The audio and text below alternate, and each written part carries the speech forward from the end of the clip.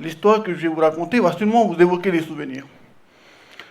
À l'époque des trucks, le truck, cet engin emblématique et significatif pour la poésie française, il y avait un comportement qui m'a beaucoup touché, qui m'a beaucoup affecté.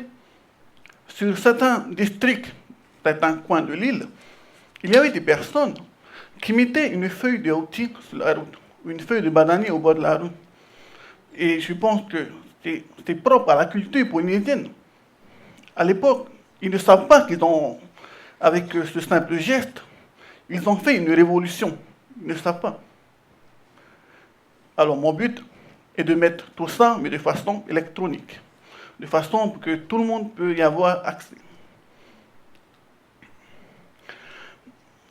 Le truck, tout le monde les utilisait, que ça soit pour aller en ville, que ça soit pour aller à l'église, que ça soit pour aller à l'école.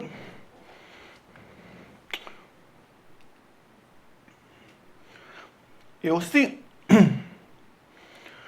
au lieu de rester au bord de la route, comme je me l'exprime, les personnes ils mettaient une feuille de notice au bord de la route pour signaler leur présence au chauffeur de truck, au truck. Alors, le chauffeur de truck, 200 mètres, 300 mètres avant la feuille, il klaxonnait et la personne n'avait qu'à se présenter pour embarquer. Et au lieu de rester au bord de la route, elle pouvait faire son jardin ou bien se préparer. Surtout avec les mamans qui vont aux offices le dimanche. Nous savons tous qu'elles aiment être élégantes. Et à l'arrivée des bus, c'est un changement radical. Je prends le bus depuis plusieurs années. Et aujourd'hui encore. Je dois m'y prendre 2 heures à l'avance pour être sûr d'arriver à l'heure. Et n'en parlons pas de ceux qui habitent très loin, comme à Papara ou à Taravol, que eux, ils se lèvent à 4 heures du matin ou à 5 heures du matin pour arriver à l'heure à l'école. Et aussi, si vous vous prenez 30 minutes plus tard que d'habitude, il y a de fortes chances que vous arrivez en retard sur votre lieu de travail, à l'école ou à l'église.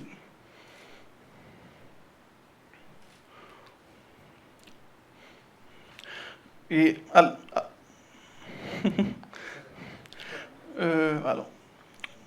j'étais fasciné et je suis toujours fasciné par le monde de l'Internet et des nouvelles technologies. J'ai un idole, il s'appelle Mark Zuckerberg, et c'est le PDG et fondateur de Facebook. Je prends exemple celui-là. Je n'étais pas le premier de la classe en maths, surtout pas en maths, mais il y avait 2 leçons où j'étais très fort. Ce sont les probabilités et les algorithmes. Un exemple de probabilité, il y a une urne. À l'intérieur, il y a 5 boules. 4 boules bleues, une boule rouge. Combien de chances j'ai pour tirer une boule bleue? Est-ce que vous le savez? Quelqu'un le sait? Quelqu'un le sait? Je vous la donne. C'est 4 chances sur 5.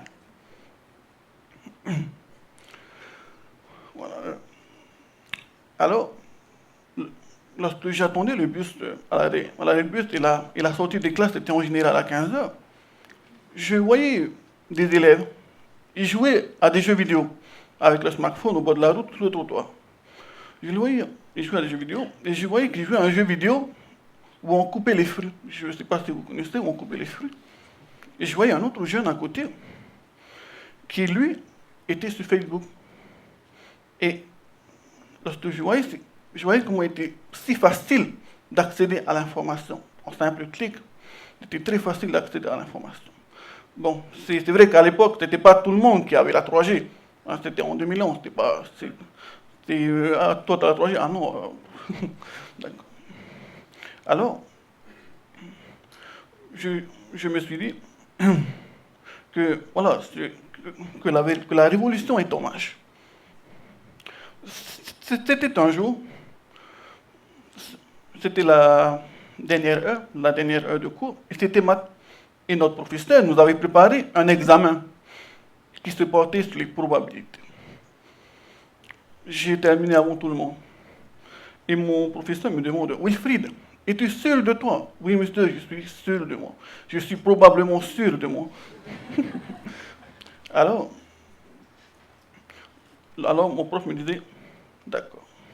Au moment de rendre les résultats, j'étais tellement content, tellement heureux. J'ai eu une très bonne note. Je ne pensais jamais autant réussir, et surtout pas en maths.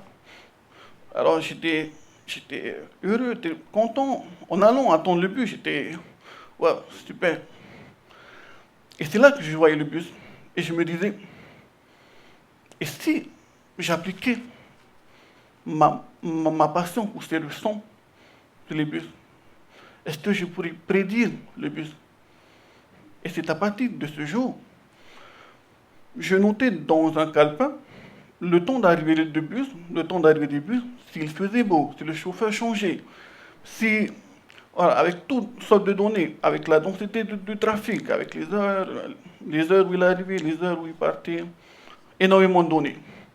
Avec toutes ces données-là, je me suis dit, je vais essayer de prédire la journée de demain. Alors, j'ai fait des probabilités. En faisant plusieurs expériences, j'ai pu prédire le bus. C'est-à-dire, sur, on va dire, je pouvais prédire sur 7 chances sur 10 quand le bus arriverait, avec 2 minutes ou 3 minutes de retard. Mais voilà, c'est la probabilité. Mais voilà, c'était vraiment quelque chose de super. Et je voyais mon petit frère, lorsque je rentrais à la maison, je voyais mon petit frère. Il jouait à des jeux vidéo encore sur son smartphone. C'était comme un déclic. Alors, j'ai tout de suite compris pourquoi ne pas faire une application avec tout cela. Pourquoi ne pas faire quelque chose qui sera peut-être utile pour tout le monde, quelque chose qui sera révolutionnaire. Alors, je commençais à programmer. Lorsque je programmais, je ne savais pas ce que je faisais, mais ce qui était sûr, c'est que j'avais un but. Un but. Et j'essaye toujours de l'atteindre. J'ai appris à programmer en faisant des sites internet. Au fur et à mesure, j'ai acquis de nouvelles compétences. Parce qu'à l'époque, j'étais obsédé de créer le prochain Facebook. J'étais obsédé, alors je passais mes journées à programmer. Même si je ne comprenais pas, je ne repassais pas dessus. Petit à petit, j'ai acquis énormément de compétences. Et c'est là que j'ai pu faire cette application. Mesdames et messieurs, je vous présente AppyTrade.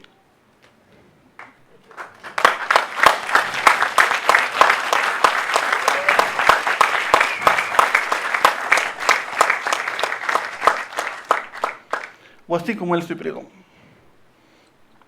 Bon là, on a un peu étiré l'image pour que ça rentre, mais est-ce que vous voyez? Vous voulez qu'on baisse la lumière ou vous voyez très bien? C'est super. Alors, l'utilisateur sera géolocalisé. Et aussi, avec le GPS préalablement installé sur des bus, nous pourrons aussi les géolocaliser. Grâce à ça, nous pourrions vous donner une estimation de temps en récupérant la vitesse du bus. Comme il y a en bas, il y a marqué 6 minutes, bus to tomorrow. Et aussi, vous aurez la possibilité de trier par le type de bus. Comme il y a des bus qui vont à tomorrow, il y a des bus qui vont à Papara. Vous aurez une panel de choix. Vous aurez aussi des fonctionnalités, comme par exemple, si vous habitez à la montagne et que la route de ceinture est en bas. Attention, ça ne concerne que la route de ceinture, pas encore les quartiers. Voilà, et que la route de ceinture est en bas. Vous pourriez gérer votre temps. C'est-à-dire que si tu dis que dans 10 minutes, tu dois être en bas, dans 10 minutes, il faut être en bas. Et le bus arrivera. Il faudrait, pour pouvoir avoir accès à l'information, il faudrait une connexion Internet. que ça soit 3G, 4G, je pense à la 4G qui va sortir cette année-là. Et aussi, ça sera une application entièrement gratuite, sans publicité, entièrement gratuite.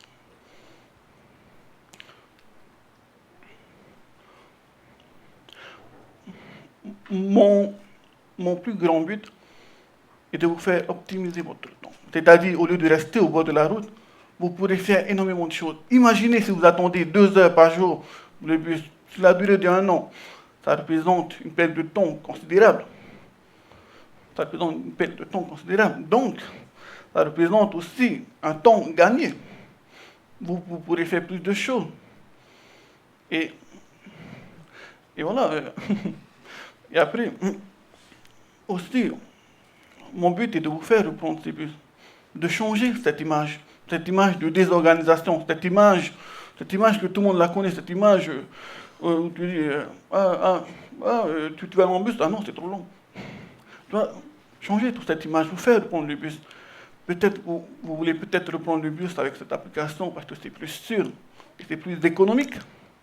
Imaginez que vous faites le plein de votre voiture 7 000 francs, 9 000 francs par semaine. Après, ça dépend si vous faites d'autres déplacements. Et vous payez 200 francs le bus. C'est-à-dire 400 francs par jour, aller-retour.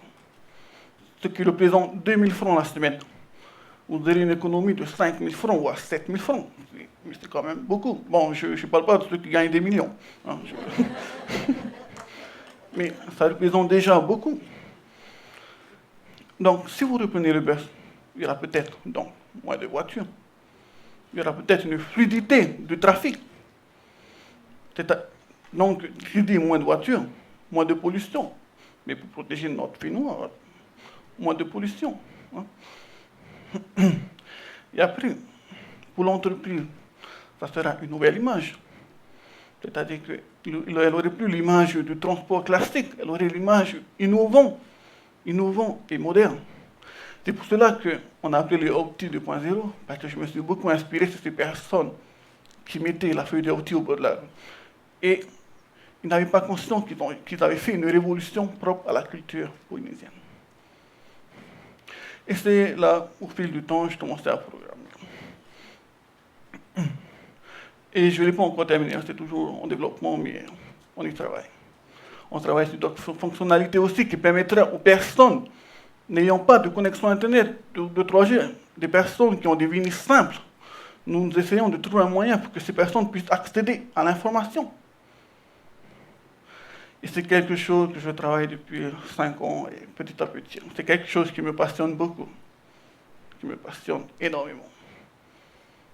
Mon plus grand but est d'améliorer le quotidien de la population de Tahiti et peut-être changer le monde.